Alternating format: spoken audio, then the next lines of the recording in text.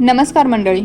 आज मी तुम्हाला एका अशा घटनेबद्दल सांगणार आहे जी ऐकून तुम्हाला नात्यांमधील विश्वासाची आणि मानवी स्वभावातील क्रूरतेची एक भयानक बाजू दिसेल. ही कथा आहे सोलापूर जिल्ह्यातील मंगळवेढा येथील, जिथे एका घटनेने संपूर्ण महाराष्ट्राला हादरवून टाकले. इथे जे घडलं ते पाहून तुम्हाला कळेल की लोक आपल्या वासना आणि स्वार्थासाठी कोणत्या थराला जाऊ शकतात. मंगळवेढ्यातील पाटखळ गावातील गोष्ट. रात्रीचा काळोख होता. 2:30 वाजले होते आणि अचानक तिथे एका कडब्याच्या गंजीला आग लागली. आगीच्या ज्वाळा आकाशात उंच उसळू लागल्या. परिसरातील ग्रामस्थ शेजारी पाजारी धावले, आग विझवण्यासाठी धडपड करू लागले. त्यातच नागेश सावंत नावाचा एक तरुणही होता आणि त्याचा चुलत भाऊ निशांत सावंतही होता.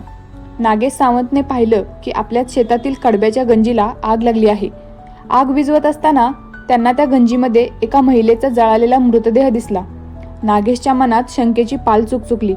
नागेशला आणि त्याच्या कुटुंबियांना वाटलं, ही तर आपली किरण म्हणजे नागेशची पत्नी.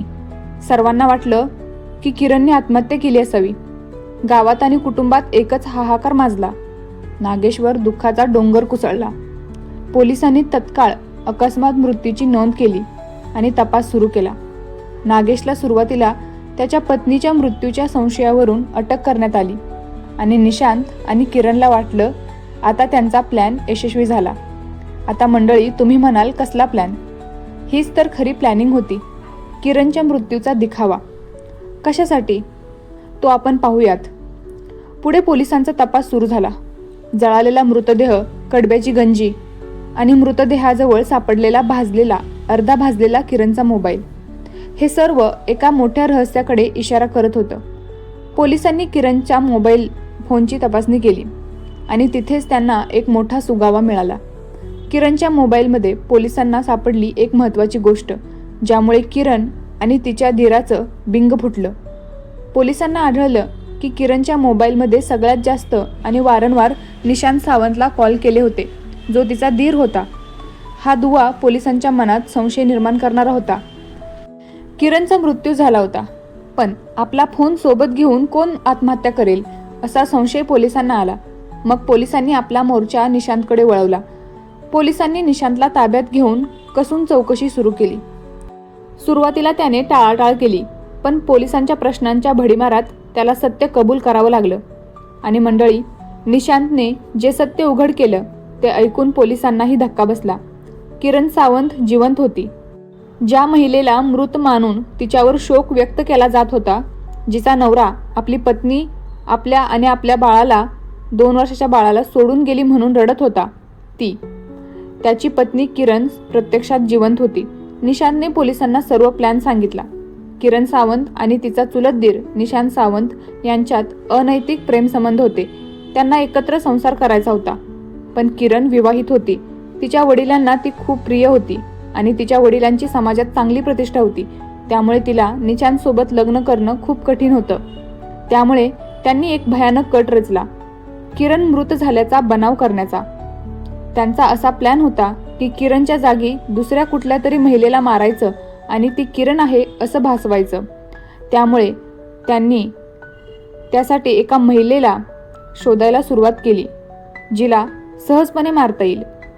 एके दिवशी निशांतने पंढरपूरच्या गोपाळपूर जवळ एक मनोरुग्ण महिला पाहिली. ती महिला आपल्या मुलाच्या शोधात फिरत होती. निशांतने तिच्या या हतबलतेचा फायदा घेतला. त्याने तिला तुमच्या मुलाची भेट घालून देतो असं सांगून पाटखळ येथील सावंत वस्ती येथे आणलं आणि मग माणुसकीला काळीमा फासणारं ते कृत्य घडलं. एकत्र संसार करण्यासाठी ते दोघे माणुसकी विसरले. 2 दिवसांपूर्वी निशांतने आणि किरणने त्या मनोरुग्ण महिलेचा गळा दाबून खून केला. एका निष्पाप असहाय्य महिलेचा त्याने जीव घेतला, फक्त आपल्या अनैतिक संबंधासाठी. त्या घटनेच्या दिवशी किरणने मुद्दाम होऊन तिच्या नवऱ्याशी भांडण केलं आणि रात्री 2:30च्या सुमाराला निशांतने किरणला घरातून बाहेर बोलावून डाळिंबाच्या बागेत लपायला सांगितलं. त्यानंतर त्याने त्या मनोरुग्ण महिलेचा मृतदेह कडब्याच्या गंजीत ठेवला आणि कडब्याची गंजी पेटवून दिली. यावेळी त्याने किरणचा मोबाईलही त्या मृतदेहाच्या अंगावर ठेवला, जेणेकरून तो मृतदेह किरणचाच आहे असं सर्वांना वाटेल. आग भडकलेली पाहताच निशांत तिथून निघून गेला. आग भडकलेली पाहताच परिसरातील ग्रामस्थ आग विझवायला आले. त्यात निशांतही सामील होता. जणू काही त्याला काही माहीतच नाही.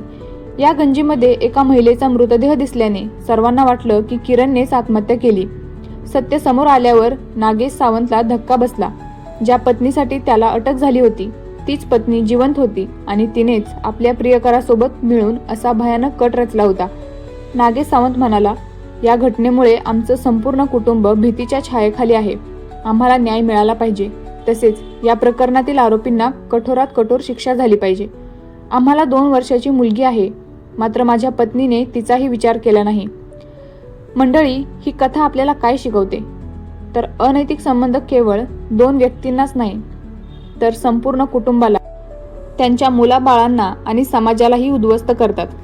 पैशासाठी आणि आपल्या इच्छा पूर्ण करण्यासाठी माणूस किती नीच पातळीवर जाऊ शकतो याचा हा एक जिवंत दाखला आहे.